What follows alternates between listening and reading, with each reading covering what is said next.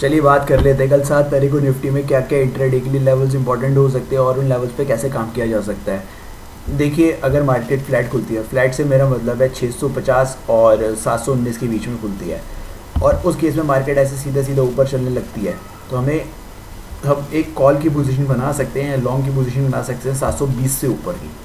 720 के ऊपर जैसी मार्केट निकलेगी तो 20-30 पॉइंट का ऐसा लगाकर हम लोग एक कॉल की पोजीशन बैठ सकते हैं, लेकिन उस केस में टारगेट हमें स्कैल्प करना पड़ेगा, ट्रेड बहुत तेज़ स्कैल्प करना पड़ेगा, और उस केस में टारगेट 790 और 800 तक के टारगेट हमें मिल सकते हैं। ठीक है, उस केस में हमें 790 और 800 तक के टारगेट हमें मिल सकते हैं।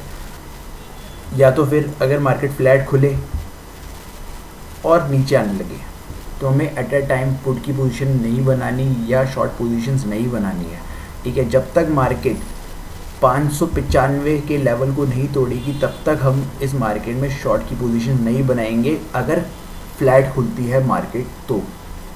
ठीक है, और कल शॉर्ट की पोजीशन तो वैसे अवॉइड ही कीजिएगा सुबह के टाइम पर। देखिए 11:30-12 बजे के बाद क्या मार्केट में सिचुएशन बनती है वो बात की बात है। मैं इसलिए ये बोल रहा हूँ क्योंकि नीचे की तरफ में सपोर्ट है, 532 का सपोर्ट है, 490 का भी सपोर्ट है, तो मार्केट क्या पता नीचे की तरफ में अगर आप यहाँ पर शॉर्ट्स बनाएंगे तो आपको ट्रैप कर सकती है। यह फ्लैट खुलने के बाद का सिनेरियो है।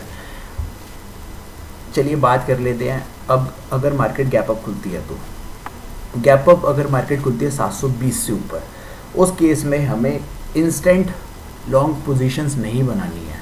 ठीक है, मार्केट को थोड़ा ऊपर चलने दीजिए।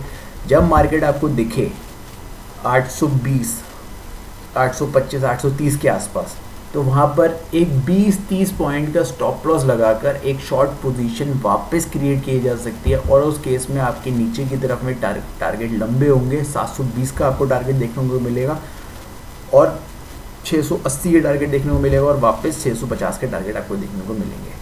ठीक है, गैप अप के केस में लॉन्ग पोजीशन अभी नहीं बनानी। गैप अप के केस में अगर लॉन्ग पोजीशन में आप लोग जाना चाहते हैं तो एक बार के लिए 825, 830 क्रॉस होने दीजिए, वो भी 12-1 बजे के बाद। दोपहर में बनाइएगा, सुबह के टाइम पर मत बनाइएगा इसमें।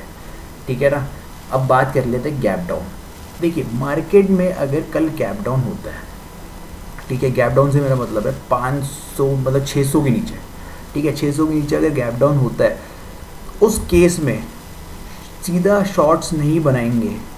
ठीक है, डायरेक्ट शॉर्ट पोजीशन नहीं बनाएंगे। उस केस में थोड़ा वेट करेंगे कि मार्केट आ जाए 533 या 490 के आसपास। जैसी मार्केट आपको 490, 533 के आसपास, मतलब 490 और 500 के लेवल पे देखेगी, तो वहाँ से एक 20-30 पॉइंट के नीचे की तरफ स्टॉप लॉस लगाएंगे और एक लॉन्ग पोजीशन में हम यहाँ से बिल्ड कर सकते हैं। उस केस में आपके टारगेट होंगे ऊपर की तरफ में वापस 600 के, 625 के, 625 के और 650 तक के टारगेट आपको देखने को मिल सकते हैं।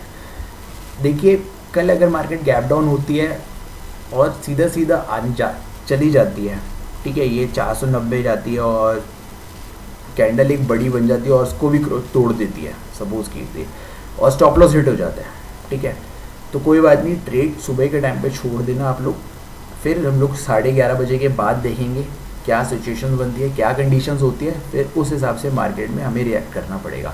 ये जो मैंने आपको बताया कि गैप अप के केस में क्या करना है, गैप डाउन के केस में क्या करना है और फ्लैट के केस में क्या करना है, ये सिर्फ और सिर्फ 11:30 बजे तक ही वैलिड रहेगा। 11:30 बजे के बाद जैसा भी होगा वो मैं आपको टेलीग्राम ग्रुप पर अपडेट कर दूँगा।